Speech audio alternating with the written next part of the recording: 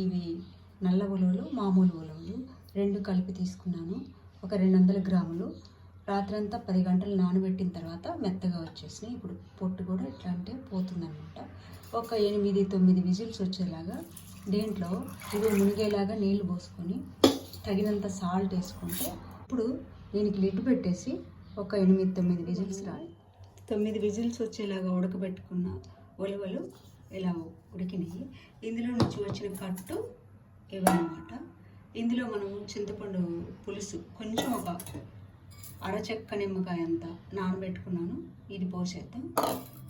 ఈ గుగ్గిళ్ళు ఒక 2 స్పూన్ల వరకు మిక్సీలో వేసుకొని మిక్సీ జార్లో కొంచెం ఈ కట్టేసి మెత్తగా పేస్ట్ లాగా చేసి 2 స్పూన్ల నూనె, కొంచెం తాలింపు గింజలు వేసుకున్నాం.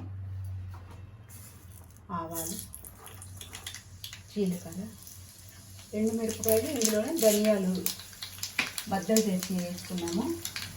ఇప్పుడు చీల్చి కట్ చేసుకున్న పచ్చిమిర్చి, టమాటా, ఎల్లుల్లిపాయలు ఒక 5 మొత్తం కలిపి ఇందులోనే మగ్గిస్తాము. ఇప్పుడు బాగా మగ్గిపోయినాయి.